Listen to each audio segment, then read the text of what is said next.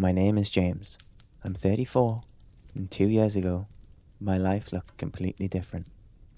I was a structural engineer in Seattle, ran my own firm, made good money.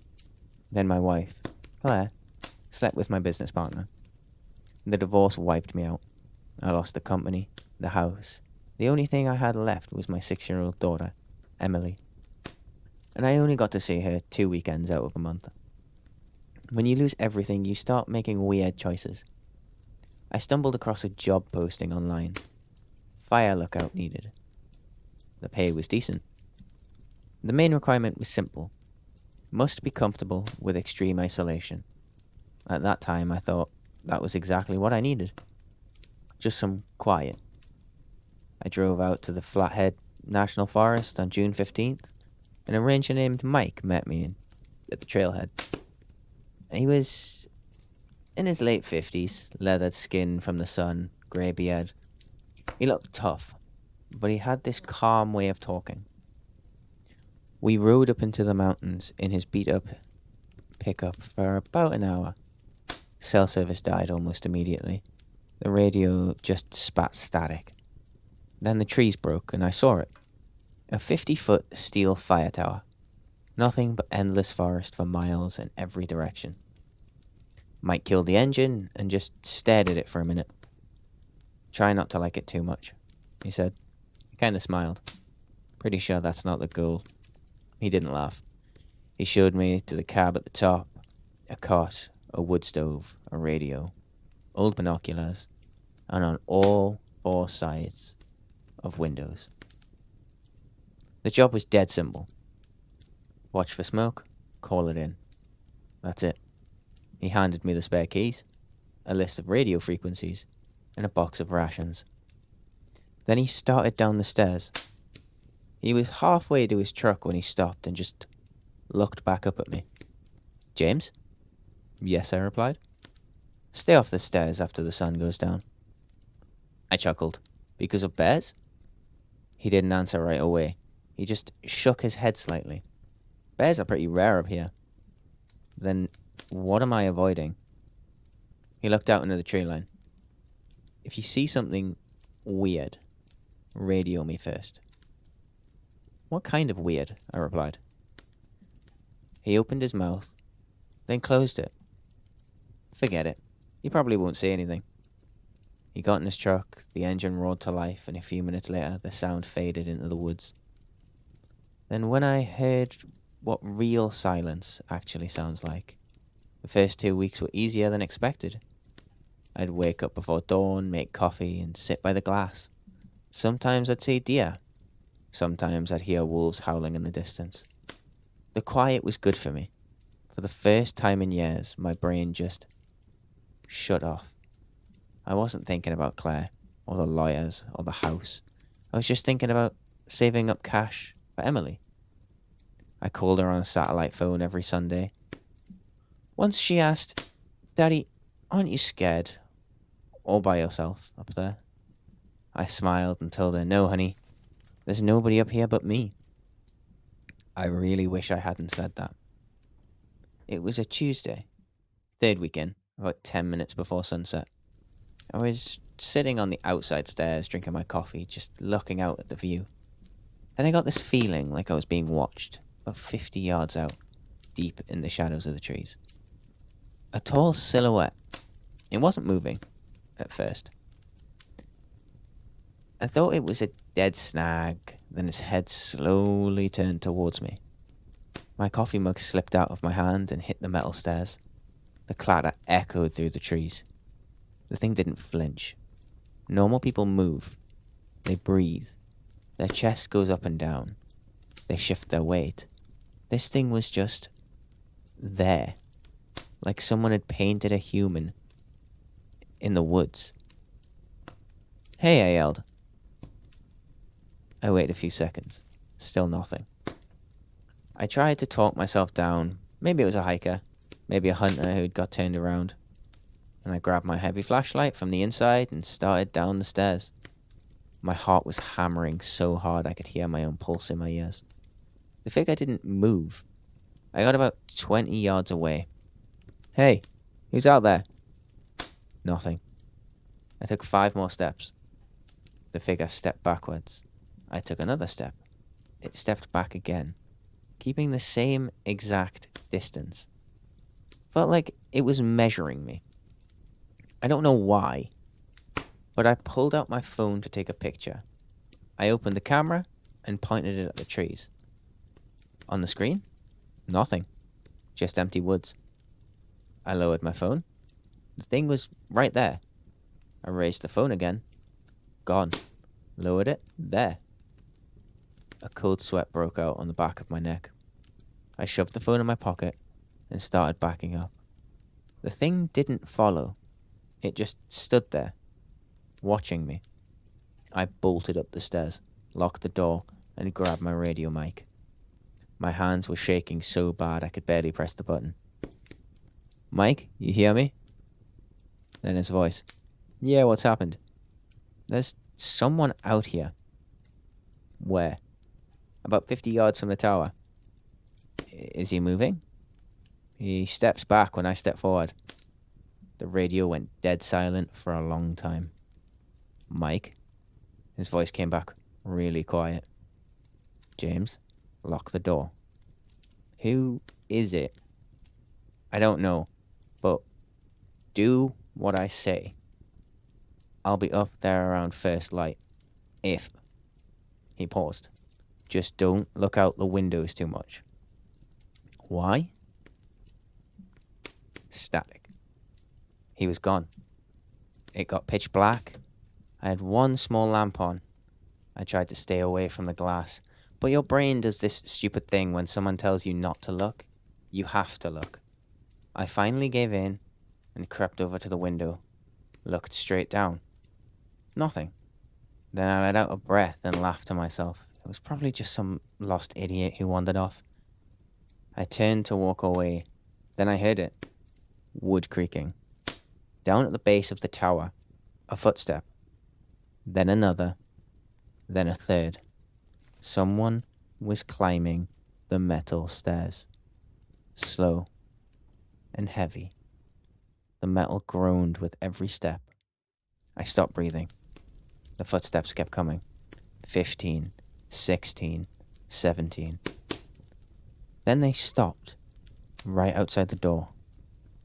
I heard a faint scrape. Someone was pushing down the iron handle. The lock clicked. Once, then twice, then nothing. I waited until my heart stopped trying to break my ribs, then looked out the window. The stairs were empty, but on the metal grating, fresh, muddy boot prints, and they only went up. None of them came back down. That was at 3:41 a.m. I was sitting in the dark. Then I heard a voice from below. "James?" I jumped up, looked out the window. It was Mike. He was alone. No truck. "Mike? It's me, come down." I frowned. "Where's your truck?" "Broke down a mile back. Had to walk up." His voice sounded totally normal. Nothing felt off. I unlocked the door and went down the stairs. And when I got to the bottom, he looked exhausted. His jacket was damp, boots caked in mud. "What's going on?" he asked. I told him everything. The figure in the trees, the footsteps, the handle jiggling. He just listened, nodded slowly, looked around the tree line, then said, "You got the big spotlight up in the cab?" "Yeah." "Go get it. I'm gonna go check the perimeter." "Sure." Didn't even think about it. I just turned and walked back up the stairs. The second I stepped back inside the cab, the radio cracked. "James, you hear me?" I froze. I walked up and picked up the mic. "Mike?" My voice was shaking. "You good?" My heart started slamming against my chest. Where are you?" "Still at the station. Leaving at first light. Should be there around 8 or 9. The mic almost slipped out of my hand. "No, you're..." I couldn't finish the sentence. That's when I heard the voice from outside again. James? The mic on the radio heard me freeze. James, what's wrong? I couldn't move. I backed away from the mic, shut the door as quietly as I could, turned the deadbolt. Less than a second later, bam! Something hit the door so hard the whole cab shook. Then again, harder. James? Still using Mike's voice. Open the door. The pounding sped up. The metal door was actually bowing inward with every hit. James, open the door. The last hit was so hard. Dust rained down from the ceiling. I was just standing there, paralyzed, because I knew for a fact the thing on the other side of the door wasn't Mike. After that last hit, it just stopped. Like someone pulled the plug on the world. Dead silent. It didn't move. Didn't even breathe. The radio crackled again. James? James, talk to me. I swallowed the lump in my throat and whispered. It's outside. I heard a heavy exhale over the speakers. Stay away from the windows and just wait for the sun. Before I could answer, the radio dissolved into static. The hours dragged. Every 5 or 10 minutes I'd hear footsteps circling the tower. Sometimes they'd go up the first few steps, stop and come back down. It was patient. It wasn't rushing me. It was playing with me. An hour later, the metal stairs groaned again. Slow steps, right up to the door. But it didn't bang this time. Didn't say a word. It just stood there. Don't ask me how I knew. I just felt it. Whatever was on the other side of that door was just standing there. And it knew that I knew. My eyes drifted down to the narrow gap under the door. Faint moonlight was shining through it. Then the light blocked out. Something was standing right on the other side of the threshold. I backed away, and I heard a slow, dragging sound. Scrape down the length of the door, top to bottom. Then it stopped. A few seconds of dead silence, then footsteps, but they were moving away, going down the metal stairs, fading into the trees. I didn't move an inch for the rest of the night. When the first grey light of dawn finally hit the glass, I felt like I could breathe again. At exactly 8:12, I heard an engine in the distance. This time, I actually saw the truck. It was really him. The second Mike killed the engine, I was already halfway down the stairs. He took one look at my face, and his expression just dropped. You didn't sleep at all. I just nodded. My hands were still shaking so bad that I had shoved them in my pockets. He glanced up at the tower. What happened after we got off the radio last night? So I told him. Everything. The thing pounding on the door, the voice, the pacing on the stairs. Mike didn't say a word. When I finally ran out of breath, he just stared into the tree line for a long time. Then quietly he said, I should have told you everything from the start. We climbed back up in his cab. The second we were inside, Mike shut the door and pulled the blinds on every single window. It was like he was terrified of something watching us. He walked over to the corner of the room and knelt down, popped the edge of the floorboard up with his knife. Underneath was a dusty, leather-bound journal. I just stared at it. What's that? Mike blew a layer of dust off the cover. Faded ink spelling out a name. Tom Walker. The guy who had this tower before you. Where is he now? Mike didn't even look up from the book. Nobody knows. He held it out to me. Read it. The first few pages were normal log entries, temperatures, wind direction, distant smoke sightings. Then the tone shifted. August 17th. Saw a guy standing in the trees at the sunset, just staring at me. August 20th. He's back. Closer this time. August 23rd. He moves every night. I blink or look away, but I never see him do it. My throat went completely dry. Mike asked quietly, "Sound familiar?" I just nodded and turned the page. August 27th. Someone called my name from down by the base of the tower tonight. My hands stopped moving. I glanced up at Mike. He was staring at the floor, and I turned the page again. August 29th. Didn't open the door. It didn't leave until morning. The next page had been ripped out. The one after that was written in frantic scrawl. The ink was smeared in places, like he'd been sweating on the paper. I slowly closed the book. How did Tom know all this? Mike didn't answer right away. He just looked out the window at the woods. Because he went through the exact same thing you did. What happened to him? Mike pressed his lips tighter. The last time we talked on the radio, he said something was pounding on the door. Then we just heard this scream, and the line went dead. We never found him. The quiet in the cab got so heavy, it was hard to breathe. Mike stayed quiet for a long time.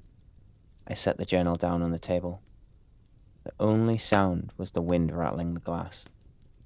Mike finally looked up at me and said, he looked 10 years older than he had that morning. "Today's your last day up here. Don't bother even packing your stuff.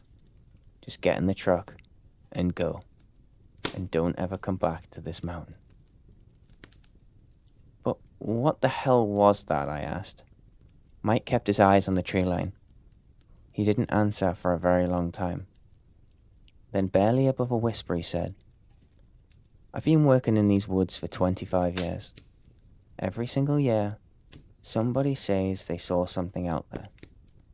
None of them can explain it, like what it actually is. But for some reason, it never lets me see it." I left the tower that same day. I didn't look back in the rearview mirror once. On the drive down the mountain a few weeks later, I moved back to Seattle, found a new job.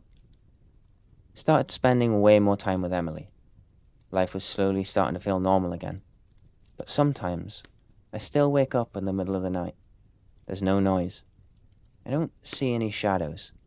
It's just this heavy, awful feeling. Like somewhere out there, deep in the dark, something is just standing there, watching me.